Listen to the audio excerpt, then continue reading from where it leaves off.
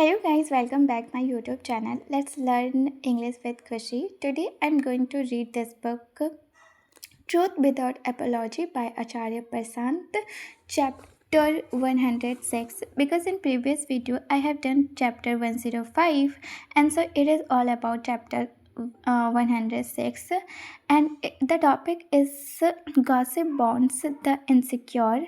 And there is a quotations: gossip provides a false sense of connection, helping insecure minds bond over shared trivial trivial to mask their deeper fears.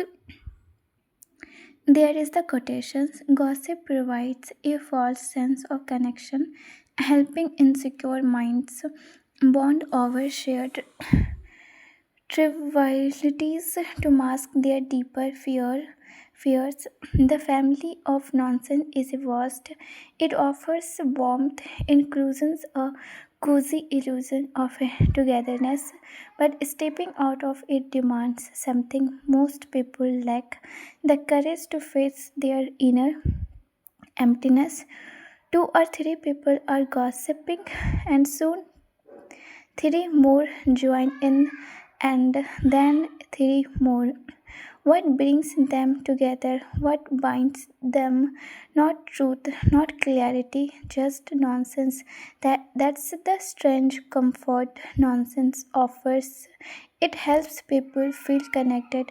Why do we crave that connection? Because we are insecure, and instead of confronting that insecurity, we mask it by clinging to others who are equally unsure, equally hollow, and equally loud. Verma talks nonsense, Sarma talks nonsense, Chopra talks nonsense. So if I talk nonsense, I belong, I am part of the tribe.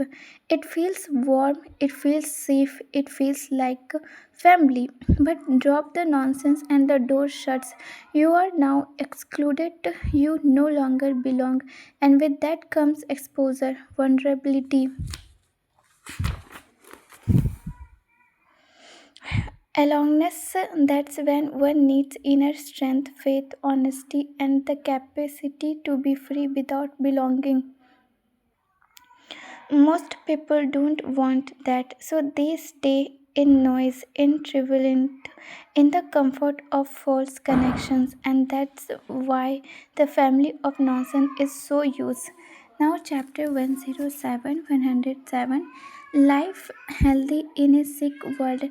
Remember the principle: you become the one you look up to, you become the one who occupies your time, you become the one who occupies your mind. It is impossible not to notice that we are living in a very sick world. What you read in the newspapers is sick.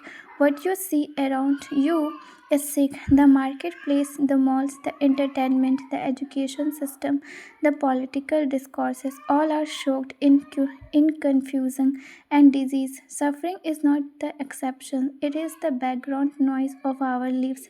Turn on the television, what do you find? Do you see silence, depth, clarity, or do you see the same restless game, ambitions, insecurity, competitions, greed, jealousy, possessiveness, the same madness depressed in a thousand colors, calling itself success, romance, growth, power?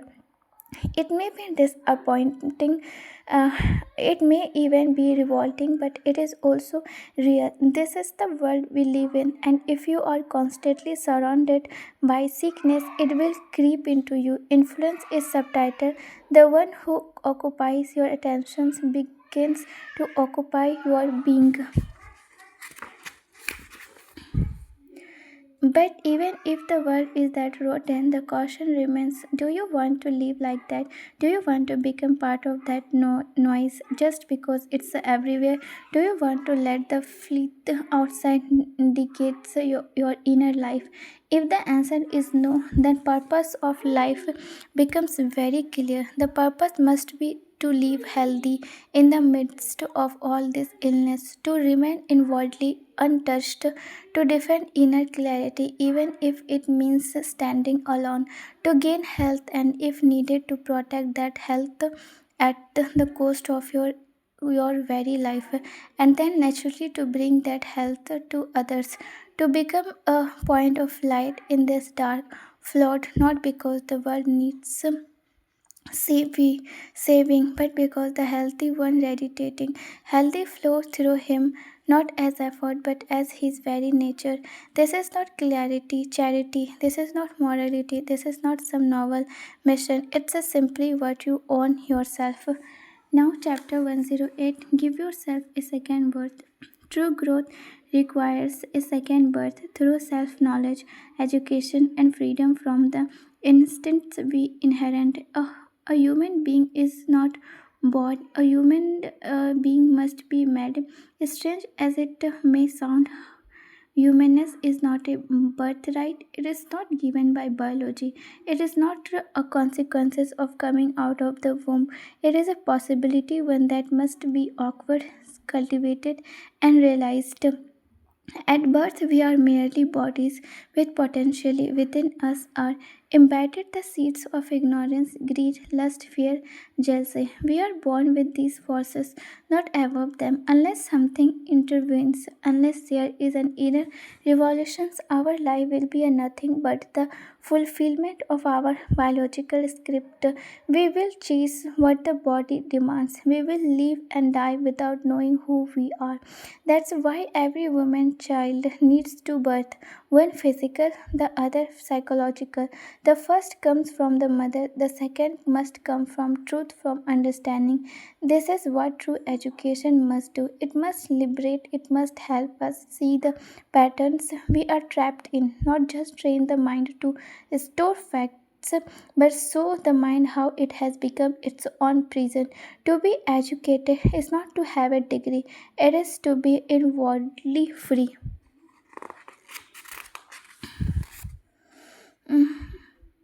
Academic knowledge may help us survive, but it cannot help us live rightly. Right living begins only when there is a self awareness. Real learning means you are able to observe your own inner machineries, your reactions, fears, attractions, and gently step out of the run of the nut.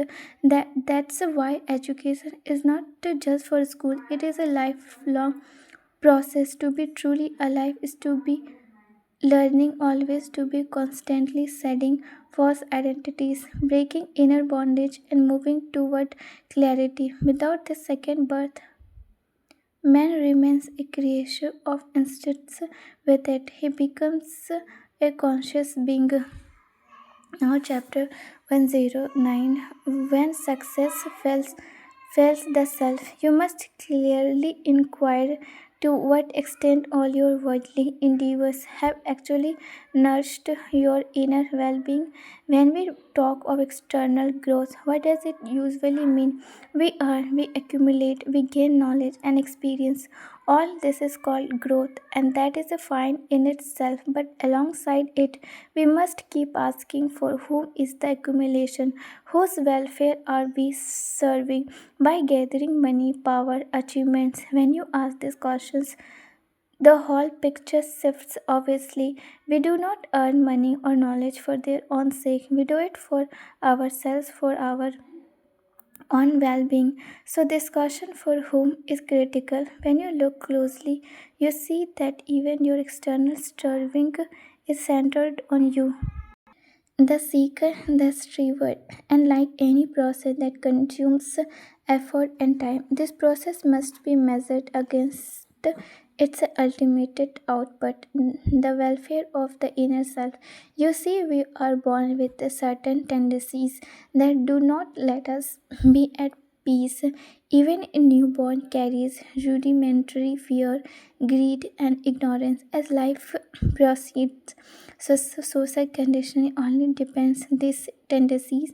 We gather experience, opinions, and codes of right and wrong, most of which do not help our inner growth. Internally, we all begin with a mess. That chaos must be cleaned, and that is inner growth. Inner growth is the reductions of inner clutter, not the additions of the new baggage. And external growth is only meaningful if it serves this inner cleaning. Now, chapter 110, and not every crime screams. Society is concern for women suddenly peaks during headline crimes, but real change demands attention to the silent suffering of their everyday life. Beyond the horror of sensational crime, there lies a quiet and constant erosion, a systematic violence that never makes it to the news. A woman isn't allowed to work after marriage. Nobody bets on eyelid. She faces harassment at work. It is considered part of the job. She dies during a childbirth just as a statics. She cannot walk safely through public space. That's not even discussed. She is a conditioned to see her body as her identity. Everyone approves. She is under present in professionals, education, and leadership.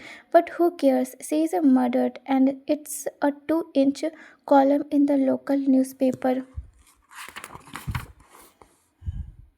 But let there be a brutal rape case, and suddenly there is a nationwide outrage. Rightly so. Rape is an unspeakable violence, but the question is, what exactly are we outraged at? Are we grieving the woman's pain, or are we feeding on the lurid details? Let's be honest, in most cases, it's not justice most people want. It is a titillations. It is not the woman we stand for. It is the drama that excites us. Once the noise fades, nothing changes. If we truly cared, we would not wait for a rape to be socked into attention. We would notice the daily exploitation, the structural operations, the silent brutality of conditioning that women are forced to swallow. We would act not just when a headline demands it, but when a woman is denied dignity in the smallest of the ways. Real concern begins with asking, have we raised our daughters to inquire into their freedom? Have we given them the tools to think independently, to reject the rules imposed upon them, to walk out of the systems that do not sense their inner welfare? Until that happens, all our outrage is performance, and the real violence, silent subtitle systematic continues. Now, chapter 111. They sell you the wound till the crew. The broken ones first convince you that you are broken, then sell you a cure that convinces you deeper. Why do most people work? Because they are dissatisfied with themselves. Dissatisfaction is the fuel. So if someone wants to make you work for them or as per their desires, what must they do? They must first deepen your dissatisfaction. They must convince you you are not enough as you are. Something is wrong with you, and then they offer you a promise work the way we tell you. uh, Chase the success we define by the things we sell, and only then uh, will you be fulfilled. That's how they get hold of your inner ends. They first implant a sense of lack, then they sell you the solutions, and you precious and capable spend your life running after what they have made your desire. You have been conditioned this way for years. Family, school, society, religious, each told you that something is missing in you, and that you must earn your worth. You were not taught to be at peace with yourself. You were made to feel small. Even love became conditional. You don't deserve it to use unless you succeeded. Your identity became a performance measured in applause. That's where the damage began. But here, this clarity, there is nothing fundamentally wrong with you. You are not leaking. Your gossip, your restlessness, your anxiety, they all come from this implemented. You are already whole, even with your limitations. You are radiant, even burnt under layers of conditioning. You remained precious. A diamond in the mud doesn't lose its worth. You are that diamond, but those who don't know their own value spend their lives making others feel worthless. There are only two kinds of people: those who have expected the smallest, and those who dance in completeness. The ones who feel small are always trying to shrink others. The frightened can't help but spread fear. But completeness is not a dream, it is your nature. It may be buried, but it has never left you. Uncover it. The purpose of life is not to run pitifully after things in search of completion.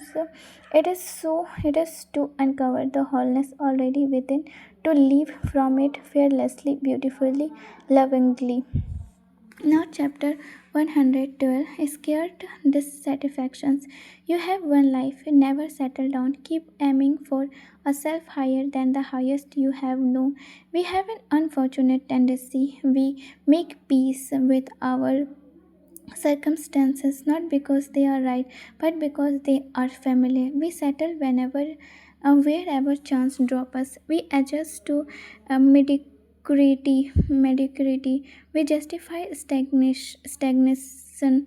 You won't find many who are deeply dissatisfied with life. On the surface, people complain about stress systems and others, but the underneath there is often quite comfort with the wrong life. True discontent, the kind that demands transformation, is rare. We settle, we accept, we compromise, we urge to break free, to rise, to disrupt on one's own. Comfort is missing. The tragedy is not that we suffer, but that we stay where we suffer, pretending it's fine. But just as a settling becomes a habit, so can not settling. You can outweight it, outweight it a different instance. The instance to move, to renew, to rebel inwardly. You can train yourself to caution is disturb the known, challenging what is assumed. Even when it seems unnecessarily, even when no one else sees the need, keep moving, keep challenging, keep changing. Let restless become scared, let refusal become discipline. Rise to a higher place and don't settle even there. The journey is not towards a static peak. There is no final destinations, or perhaps the destination is to rise forever. Now, chapter 113, Born Animal Meant to Rise. Everybody is a biological an animal, but why must one remain an animal psychologically? The physical animal need not suppressed, but the inner animal must be transcendent. Born animal means to rise. Everybody is biological and animal, but why must one remain an animal psychological? The physical animal need not be suppressed, but the inner animal must be transcended. Observe animal attentively. What you see in them is what you must caution in yourself. Whatever is common between you and them is not to be accepted. It is to be seen and gone beyond. Animals are jealousy, guards, territory, vines, mad hordes, food. They deceive, attack, submit, tools for survival in the wild. They form bonds, but out of instinct, not awareness. They manipulate, they compete, they use violence and trickery. These are responses to danger, not choice. Now ask, do you need jealousy to earn a living, deceptions to breathe, violence to survive? If not, why carry these traits? Why defend them as natural? Yes, you are born in a body, but you are not just a body. You don't have to live by jungle logic. Let the body do what it must, but the mind must rise. The inner animal must be seen and released. Chapter 114, Not toward each other but upward. Relationships are great only when they help elevate your consciousness, and that's the only purpose of relationship in life. If you are with someone, check one thing. It will tell you everything about your relationship. Is that person drawing you toward himself or guiding you toward your own betterment? If his presence makes you orbit around his moods, his needs, his validations, he is not your well wisher. If he wants to be your top priority. If he demands your attentions more than he encourages your growth, he is not worthy of being your partner. The self interest and subtitle violence in ordinary love should be visible if you are even slightly alert. Most relationships are rooted in emotional dependency, not in mutual elevations. A person is a worthy partner only if he sees that what you truly need is not his body, not his companion for comfort, but light and liberations. With such a partner, the journey is not toward each other, it is not about merging or losing oneself in the other, it's about walking together side by side toward freedom. Isn't it?